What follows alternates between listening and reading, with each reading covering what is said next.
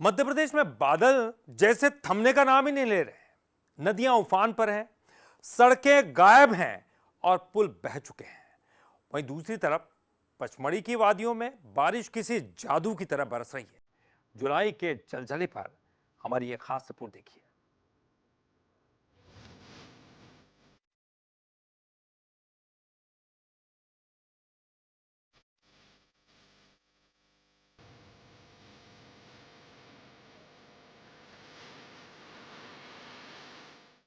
ये बारिश है या कुदरत का कोहरा जो पिछले 72 घंटे से लगातार बरस रहा है, जिसने जिंदगी की रफ्तार रोक दी है।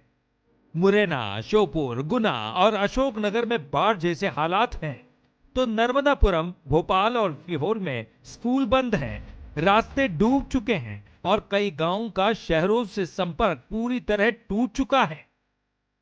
चौंकिएगा नहीं अगर कहा जाए कि ये नदी या धान के खेत में भरा पानी नहीं, बल्कि राजधानी भोपाल की सड़कें हैं जो मूसलाधार बारिश में तालाब में तब्दील हो चुकी हैं। भोपाल में पिछले 27 घंटे में 7 इंच बारिश हो चुकी है। बड़े तालाब में रातों रात 0.90 फीट पानी भर गया। चंबल के बीहड़ भी पानी पानी है। चंबल नदी एक बार फिर अपने रौद्र रूप में दिखाई दे रही है। मुरैना में चंबल नदी खतरे के निशान से 5 फीट ऊपर बह रही है। ये तबाही कोटा बैराज से पानी छोड़ने पर आई है। घबराइए नहीं, ये रायसेन ही है, जहां 72 घंटे से जोरदार बारिश हो रही है। आसमान से बरस रही आफत ने लोगों की जान जोखिम में डाल दी है। बारना बांध के 8 गेट खोल दिए गए हैं। बेगमगंज, बरेली, उदयपुरा में राहत कैंप चल रहे हैं। बारिश लोगों के घरों में घुस आई है। गंज बासुदा में तो हालात और खतरनाक हैं। बेतवा नदी का पानी पुल के ऊपर से बह रहा है।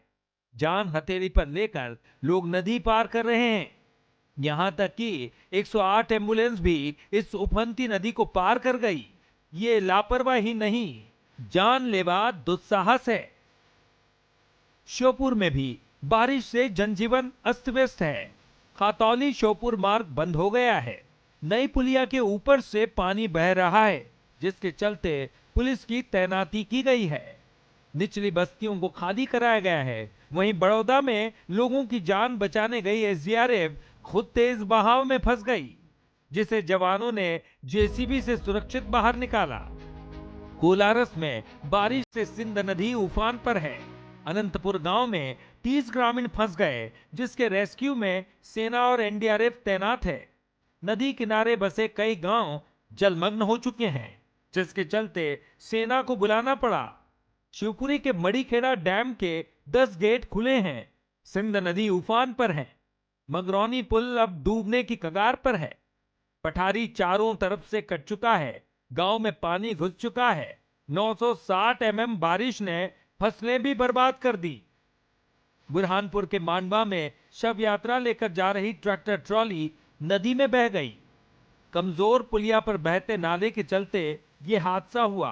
किसी तरह से रस्सियों के सहारे लोगों को बचाया गया, लेकिन इसी बारिश ने पचमढ़ी को जन्नत में बदल दिया है। बादलों की चादर ओढ़े घाटियां, टपकते झरने और हरियाली की चादर। प्रकृति का ये दृश्य किसी कविता सा लगता है। सैलानी हरियाली के इस जादू को देखने पहुंच रहे हैं। शोर यहां भी है, लेकिन वो नजारों का है। Bureau report, Bansal news.